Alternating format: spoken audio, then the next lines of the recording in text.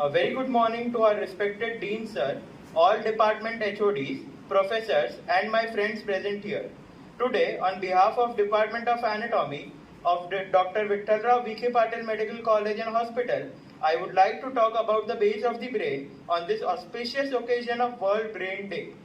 As we all know that 22nd July is celebrated as the World Brain Day globally, I would like to talk about the base of the brain on various headers like external features, sulci and gyri, brainstem, ventral and dorsal aspects, interpeduncular fossa, the blood supply, venous drainage. We would also discuss about the origin of various cranial nerves and their functions too. So, starting with the external features of the brain, there include 5 borders and 2 surfaces. This one is the superciliary border, this one is the medial orbital border, this is the inferomedial border, this is the inferolateral border, and this is the medial occipital border. There are 2 surfaces of the inferior surface. This one is the orbital surface and this is the tentorial surface. Next, we will be talking about the gyri and the sulci. So there are 5 sulci and 5 gyruses on the base of the brain. The olfactory sulcus, the orbital sulcus, the rhinal sulcus, the collateral sulcus and the occipitotemporal sulcus. And the other 5 gyruses are gyrus rectus or the straight gyrus, occipital gyrus which is divided into 4 sub-gyruses, which is the anterior gyrus, the posterior gyrus, the medial gyrus and the lateral gyrus, the parahippocampal gyrus, the medial occipital gyrus and the lateral occipital gyrus. Now we will be talking about the ventral aspect of the brain stem along with the origin of the 12 pairs of cranial nerves where they are attached. So as we all know, the cranial nerve 1 and 2, which is the olfactory nerve and the optic nerve, originate from the eye as well as the olfactory rootlets of the nose. They directly go to the visual and the olfactory area of the brain via the optic tract and the olfactory tract. So they can't be visible on the inferior surface of the brain. Only cranial nerves from 3 to 12 are visible on the inferior surface of the brain. So the third cranial nerve or the oculomotor nerve, it is attached to the interpeduncular fossa and appears ventrally on the surface. While the fourth cranial nerve or the trochlear nerve is attached dorsally on the interpeduncular fossa itself. The fifth cranial nerve is the trigeminal nerve, which is the thickest of all cranial nerves. It has 2 roots, sensory root which is more thick and the motor root which is thin.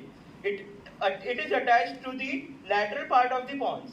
The sixth cranial nerve or the abducens nerve takes origin from the pontomedullary junction between the pons and the pyramid. The seventh cranial nerve or facial nerve also has 2 roots, but here the sensory root is more thick and the motor root is thin. It originates from the pontomedullary junction between the pons and the olive. The 8th cranial nerve or the vestibulocochlear nerve is attached to the lateralmost part of the pontomedullary junction, while the 9th cranial nerve or the glossopharyngeal nerve is attached to the posterolateral sulcus. Even the 10th cranial nerve, vagus nerve, and the 11th cranial nerve, the accessory nerve, are attached to the posterolateral sulcus. The cranial accessory nerve has 2 roots, which is the cranial root as well as the spinal root.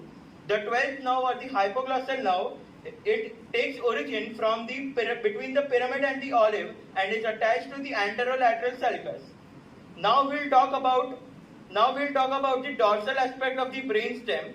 The contents seen here are the 2 superior colliculus, the 2 inferior colliculus, which are together known as the corpora quadrigemina, the pineal gland, the 4th cranial nerve which takes origin dorsally. The floor of the 4th ventricle is the main content seen on the dorsal aspect of the brain stem. The cerebellar peduncles, that is the superior, middle and the inferior cerebellar peduncle, fasciculus gracilis and fasciculus cuneatus, and the medulla oblongata which continues as the spinal cord. Now we will talk about the brief functions of all the cranial nerves. The olfactory nerve which carries sensation from the nose, the optic nerve carries sensations from the eye, the oculomotor nerve supplies all the extraocular muscles of the body, of the eye, except the lateral rectus and the superior oblique muscle. The trochlear nerve supplies the superior oblique muscle and is the nerve supplying only one muscle. The trigeminal nerve having two functions: sensory function, which carries sensation of pain, temperature, touch and pressure from the face, the sinuses as well as the teeth. The motor function supplies the muscles of mastication. The abducens nerve or the sixth cranial nerve supplies the lateral rectus muscle. The facial nerve supplies the muscles of the face, submandibular and submaxillary gland, as well as carries sensation from the anterior part of the tongue and the soft palate. The vestibulocochlear nerve carries sensation from the inner ear, which is the cochlea. It also maintains body position as it carries sensation of equilibrium and body posture from the semicircular canal. The glossopharyngeal nerve carries sensation from the posterior part of the tongue, the tonsil, pharynx, as well as supplies the muscles of the pharynx. The vagus nerve is the longest cranial nerve which extends from head-neck face, goes up till the thorax and even continues beyond the diaphragm into the abdominal cavity. Its function is to carry sensation from the heart, lungs, GIT, trachea, larynx and the pharynx. The accessory nerve supplies the two main muscles of the neck, which is the trapezius as well as the sternocleidomastoid. And the hypoglossal nerve supplies the intrinsic and the extrinsic muscles of the tongue. Now we will talk about the interpeduncular fossa, whose boundaries include the optic chiasma, optic tract and the cerebral peduncle. So this is the optic chiasma, this is the optic tract and these are the cerebral peduncle. The contents seen here are the infundibulum, the mammillary body, the pineal gland and the posterior perforating substance. Now the posterior perforating substance is a grey matter substance which is formed by piercing of the branches of the posterior cerebral artery. Even we can see the olfactory bulb which receives the olfactory axons, the olfactory tract which divides into medial and the lateral stria. Between the medial and the lateral stria is the anterior perforating substance. It is a grey matter substance perforated by the branches of the anterior cerebral artery.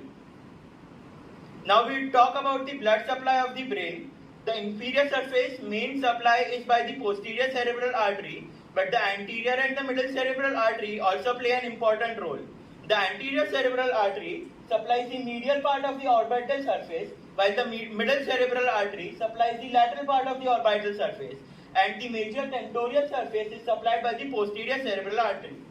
Now we will be talking about the circle of Willis, which supplies the entire brain. The branches of the circle of Willis lie at the base of the brain only.